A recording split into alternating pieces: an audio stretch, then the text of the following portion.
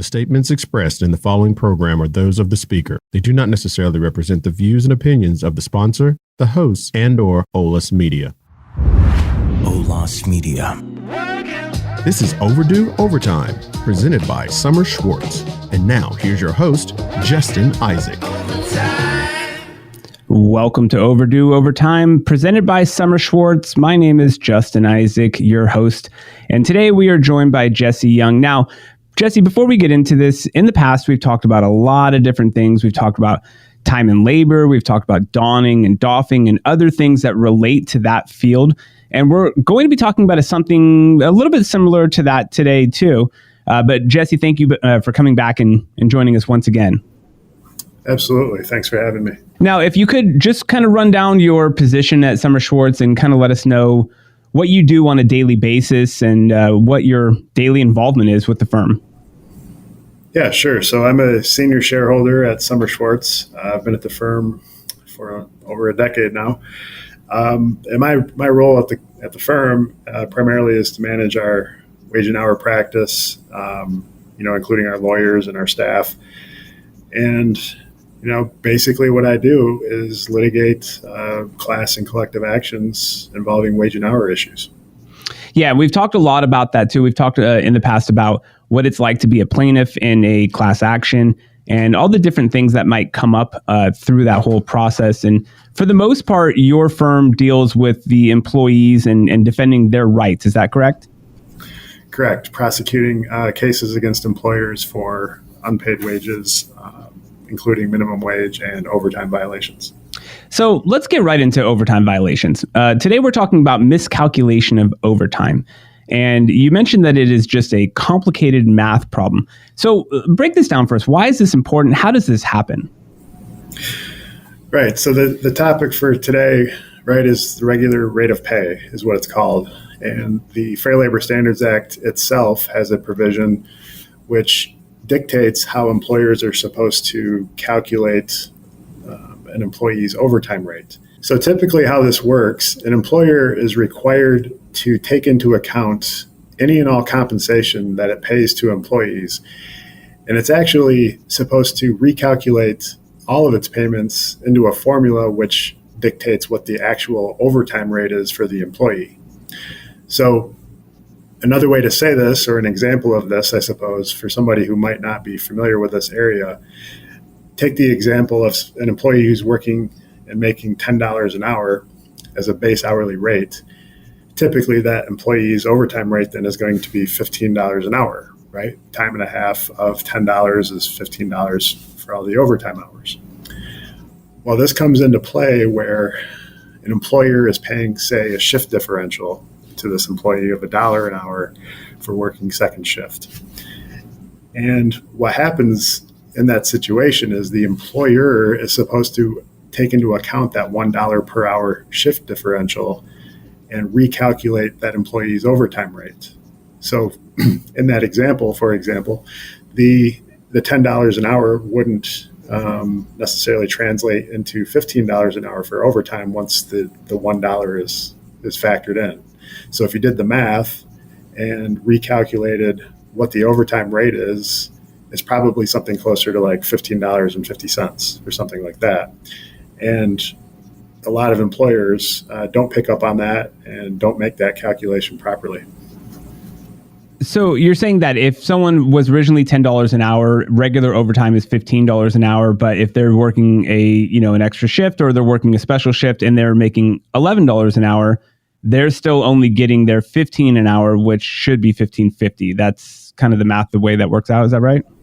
Yeah, that's like the most basic example I could give you, but it gets much more complicated than that when you start factoring in, other types of pay that need to be included, like bonuses, or we see special like COVID payments more recently. When people come in during COVID, they were getting bonuses for that. You see attendance bonuses, shift differentials. It could be really anything. And the presumption is that any extra compensation that gets paid to the employee needs to be included in that calculation for overtime.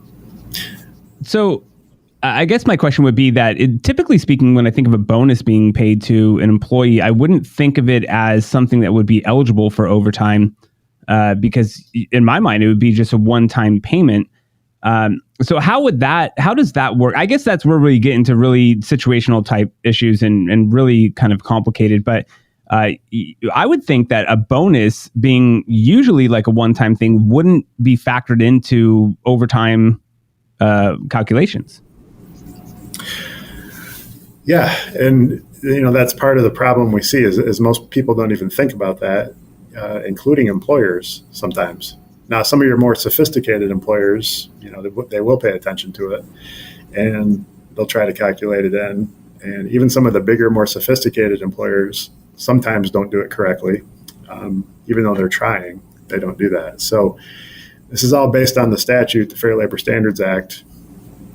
And again, it's just simply boiling it down to its essence. It's just a formula that the employer is required to follow in order to make sure that overtime rate is correct under the statute.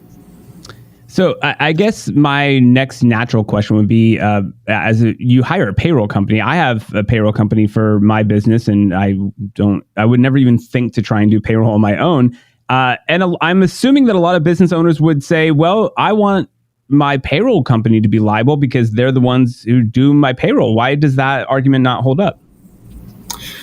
Well, we get that argument every once in a while, and I certainly understand a company's frustration, I suppose, with that. But the reality is, under the statute, it's ultimately the employer's duty to make sure that the employees are getting paid correctly.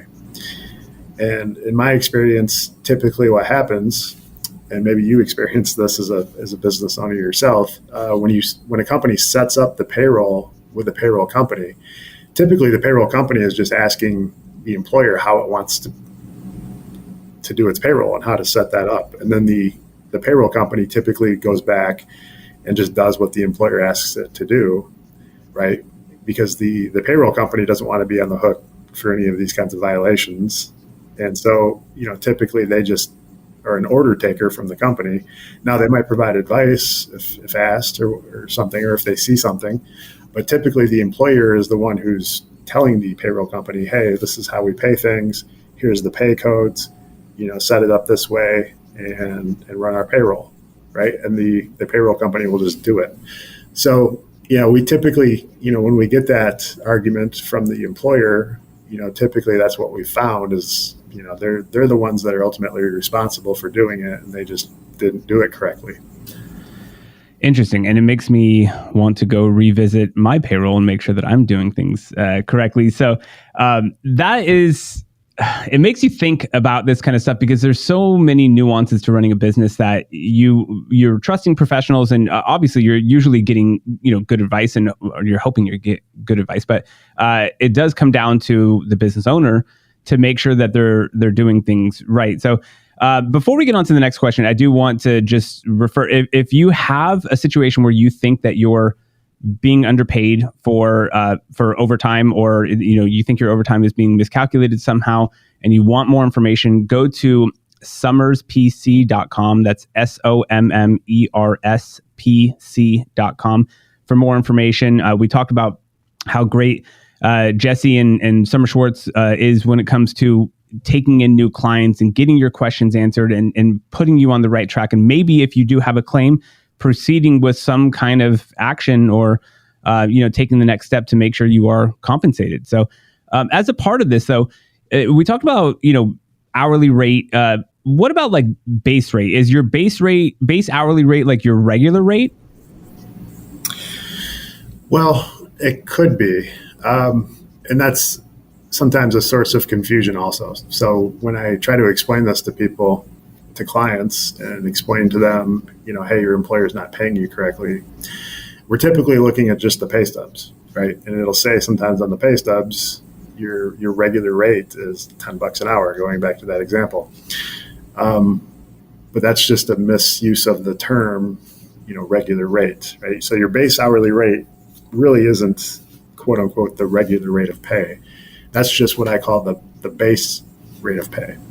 And so if that's all you're being paid is your base hourly rate, and you're not getting any other kinds of compensation for bonuses of any kind or for shift differentials or anything else, then usually there's no problem as long as they're paying time and a half of that base hourly rate.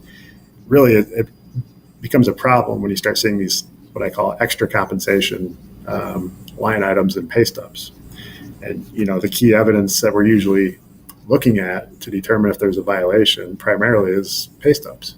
Typically you can look at a pay stub and tell right from that document if something's wrong or if something's being paid correctly.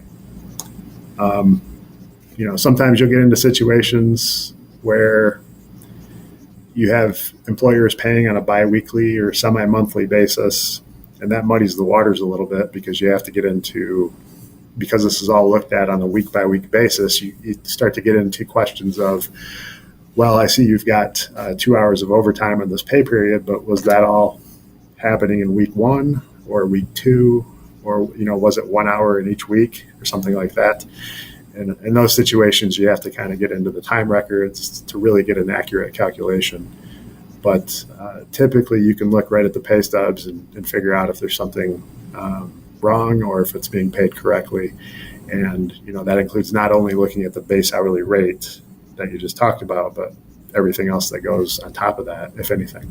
So could we say that your base hourly rate is your standard hourly, and your regular rate, I guess, I'm just trying to think of, I'm trying to differentiate between the two. So your regular rate of pay might be all things factored in, your hourly plus compensations. And is that fair? Yeah, that's fair. So because I do a lot of this work, I'm aware of the distinctions between the different terms, right? And so the way I speak about this is, if somebody's getting paid, again, the $10 an hour, that's what I refer to as the base hourly rate. I don't refer to anything as the regular rate unless I've done the whole calculation, right? That's the term of art in this area of law, the regular rate. So you got to be careful not to confuse the regular rate with the base hourly rate. They're two different things. Yeah. So regular, I got you now. So regular rate factors in other compensations and other things that come into your base hourly rate. So that's important because that's how we're going to calculate, right? That's how we're going to figure out if there was something that was done incorrectly when it comes to, calculating overtime and compensation. Right. That's exactly right. And so, if you read the case law on it, the courts say the regular rate of pay is the quote unquote keystone for determining the proper overtime rate. And, basically the basic calculation is you take the total compensation for the week and divide it by the total hours for that same week. And that will give you your regular rate of pay, right? And then you base your overtime rate from that. So, and it gets very complicated and there's exclusions, and we can get into that if you'd like, but at its most basic level, that's the regular rate calculation. Yeah, and I think that it's good to know this on a more fundamental level because everyone's situation is so different. And the main thing is just finding out whether it's applicable to you or not. And that's why you guys are so important to contact. Getting this information just on a surface level is good for us to bring it to everybody. But we want to make sure that we get into the specifics when you call Summer Schwartz, when you actually get involved in trying to find out whether or not you have a claim. So at this point, let's take a quick break. Go to summerspc.com, SOMMERSPC.com. If you want more information, as I was just talking about, if you want to get a little bit more insight as to whether or not this applies to you, we're just going to take a quick break to step away. We'll be back with Jesse right after this. To learn more or talk to an attorney at Summer Schwartz, visit summerspc.com. That's Summers, SOMMERSPC.com. We'll have more Overdue Overtime right after this quick break. You're listening to Overdue Overtime, presented by Summer Schwartz. Here's more with Justin Isaac. Welcome back to Overdue Overtime, hosted by Summer Schwartz, and I am also your host, Justin Isaac. Today I'm joined by Jesse Young, and we've been talking about miscalculation of overtime. And we've got some good information, some good surface information, but I always like bringing it back to a story or something that's a little bit more relatable. So, Jesse, if you could, let's talk about an example, something that you've actually experienced in real life with a miscalculation of overtime. Yeah, not a problem. It's hard to pick. That comes up every week for us, but recently, I guess I'll share an example from just last week. We had someone come to us.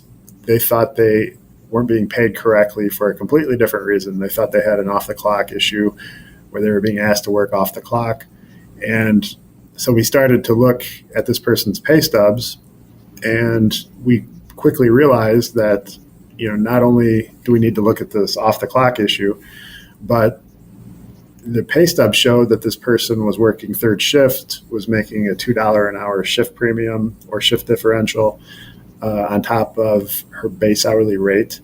And then in addition to that, we noticed on the pay stub that she was also getting an attendance bonus from the company once a month.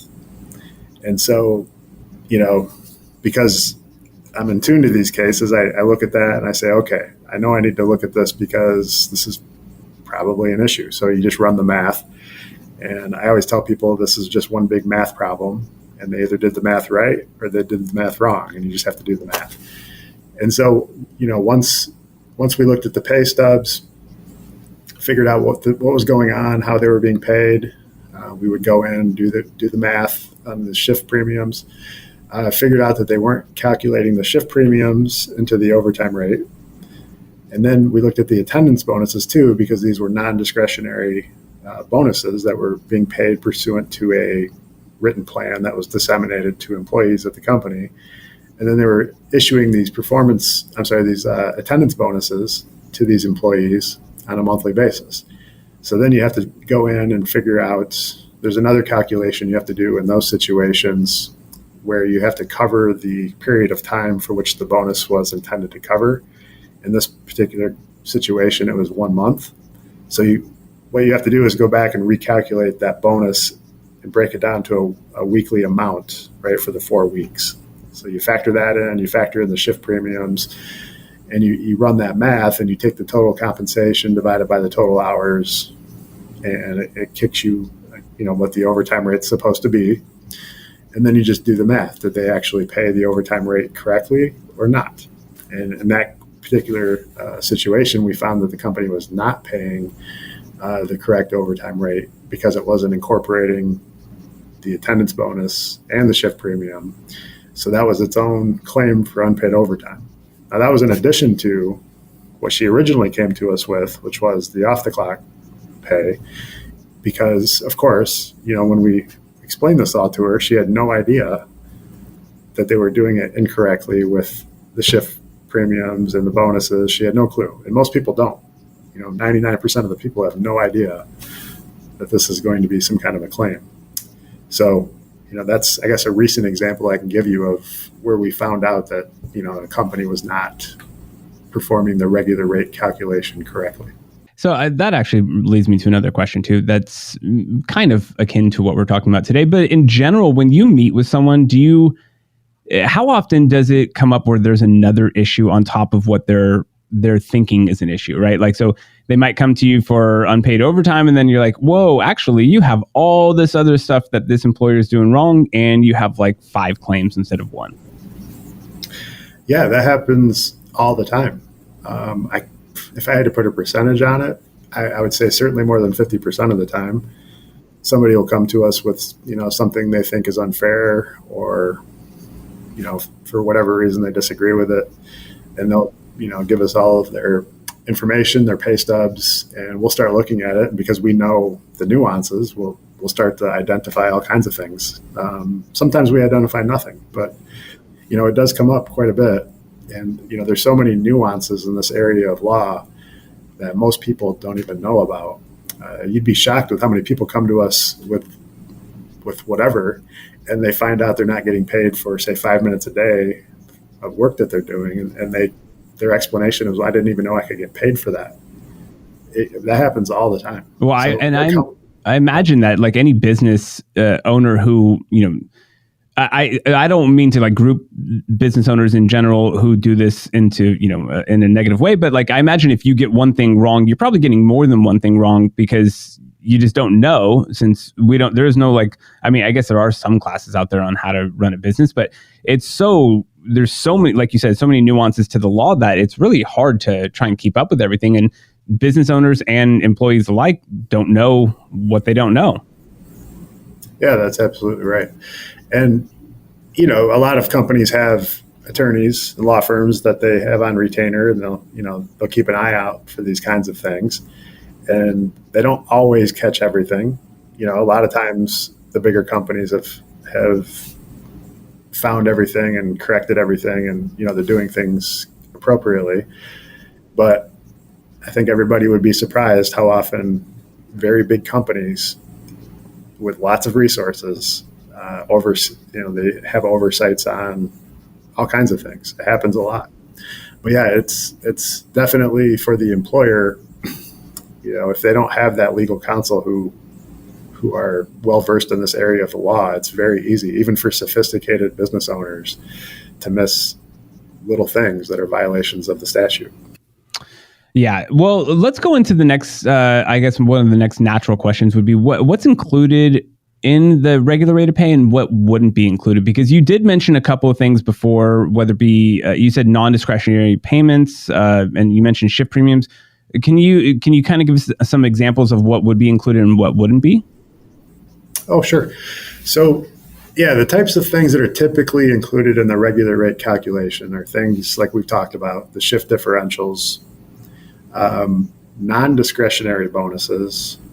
In other words, bonuses that are promised to the employees for some kind of a performance, like attendance, right, or some kind of quota if you're looking at a manufacturing facility, or if it's something that's tied to the employee's performance that entices them to work harder or to be more consistent or show up more often, and it's promised to the employee. That's typically what we would call a non-discretionary bonus, and those are included in the regular rate calculation.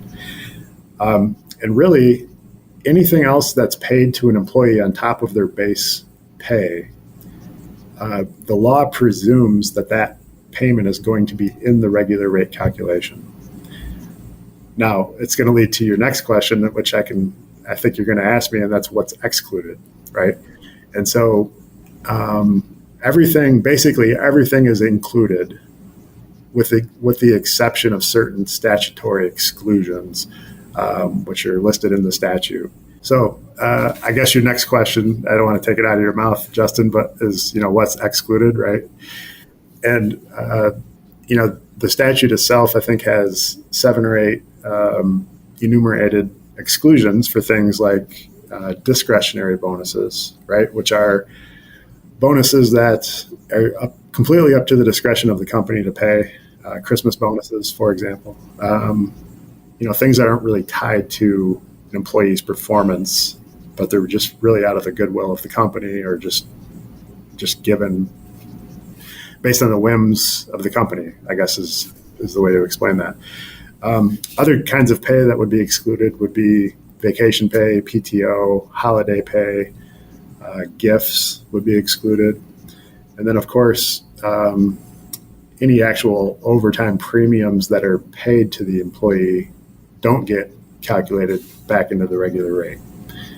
And so the statute just provides for some very specific exclusions, and it's an exhaustive list. So if it's not on that list, the law deems it to be included in the regular rate calculation. So then presumably at that point, you're going to get into the arguments of whether or not certain compensation would be on the included or not included list, because gifts might be considered, subjective, of course, and some of the other things you said, discretionary bonuses, that's where you get into kind of the nitty gritty arguing about what would or wouldn't be. And then you get into what's been defined in past case law and past cases. And that's where the attorneys come in to really argue their points, because that's where it gets really detailed, I imagine. Right. That's where the fun starts, right? So, what's a discretionary bonus versus what's not a discretionary bonus. That's frequently litigated, right? And so depending on what the bonus is for, how it was communicated to the employees that they'd be receiving it, whether the employees expected it or not, those kinds of things typically will get litigated.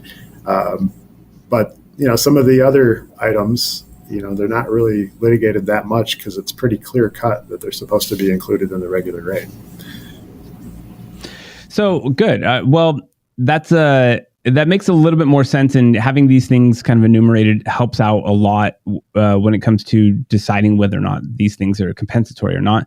And I do have one more last question, but I do one more quick thing. Back again, we are speaking with Jesse Young of Summer Schwartz. Go to summerspc.com, SOMMERSPC.com if you want more information, or if you want to check and see if you have a claim. And Jesse, I guess my final part of my question when it comes to this miscalculation of overtime is the remedies. Now, if an employer screws up on compensation for overtime, I want to think that this is so nuanced and it's such a difficult thing that we got to have a little bit of leniency on the employer. What happens if I do something wrong, or if the company does something wrong with the calculation of overtime? What are the penalties for that? Sure. So, generally speaking, the penalties are pretty straightforward. The employee, if there's a violation, the employee is entitled to go back a maximum of 3 years and is entitled to any wages that were not paid correctly, right? So any back wages that weren't paid based on the calculation. That's the basic or the baseline of the damages. In addition to simply the unpaid wages for 3 years, the employee is also entitled to seek liquidated damages under the statute. And what that means is basically you get to double the damages. So if an employee is owed $1,000 after the calculations are done, really, they just get to double that number and seek $2,000. And that's pretty much it. It's a pretty straightforward damage calculation that gets done.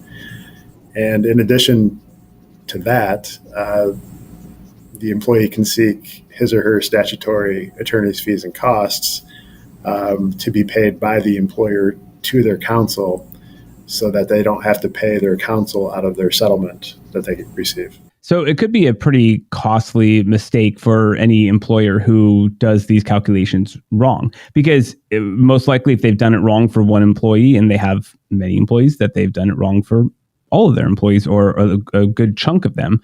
So this could end up being a pretty costly endeavor. Yeah, it's costly. There's a couple ways to look at that. I mean, from my perspective, it's just money that they should have paid in the first place, right? That's one way to look at it. When you're talking about the liquidated damages piece, I suppose that's the costly aspect of it, right? So not only are you having to go back and pay what you should have paid in the first place, now you have to double that. And I guess that would be costly depending on the scope of the issue, right? And how many employees are involved, and those types of things. And then, if the case is litigated and there's some issues in dispute, there's the attorney's fees and costs piece of that, which, again, depending on the scope of the case and how much litigation actually happens, I suppose that's another area where it could get very costly depending on how that goes. Yeah, and when I do mention that, I don't mean to skirt the liability of the business owner necessarily, but it is more of a cautionary tale. That's what I think I'm getting out of this, is that make sure that you're doing things right and double check and speak to someone who is a professional in this realm to make sure that you don't have this kind of latent liability hit you later on, where it could end up costing you quite a lot if you do things wrong. So, but also, like you said, it should have been this way in the first place. So it's not that much of a loss. So be proactive and make sure that you're doing things right. Right. Absolutely. And I guess I will add, oftentimes, if we have an employer who, missed something, along the way and didn't calculate it correctly, there's a fair number of employers that just want to make it right. And they'll say, yeah, we screwed it up and, we just want to make it right. And, let's work together to figure out what's owed. And they do the right thing. They come forward and they pay those unpaid wages and we're able to get the case over quickly and get our clients paid. And typically they're correcting the mistake and it works out well for everyone. Yeah, I guess the more defiant ones are the ones who you're going to want to seek liquidated damages against to make sure that they understand that they screwed up and that they were wrong. So at least that's being offered as a part of the compensation. So, well, Jesse, we do appreciate you coming back on and giving us some good insight into this miscalculation of overtime. Any last words? No, not really, Justin. Thanks for having me on today. If anybody has any questions, they can reach out to us. We're happy to review any situation they may have and happy to help. We're always here. Absolutely. Yeah, go to summerspc.com, Summers, SOMMERSPC.com for more information, to see if you have a claim and talk to their intake specialist and see where it takes you. And maybe you find something, maybe you find more than one thing, as we talked about. There's quite often, I imagine, where you find one thing and then uncover another. So thank you again for joining us. My name is Justin Isaac. This has been Overdue Overtime, and we will see you next time. Thanks for listening to Overdue Overtime. Be sure to follow and subscribe whenever you listen to your podcasts. To read the blog associated with this episode, visit olismedia.com. This episode was produced in San Diego, California. Ulysses Breton is creative director. Our sound engineer is Alan Glespar. Lena Alvarez is the producer. Serving as executive producer and co-founder is JC Polk. And Chad Peace is president and co-founder. Olis Media is an IVC media company. Olas Media.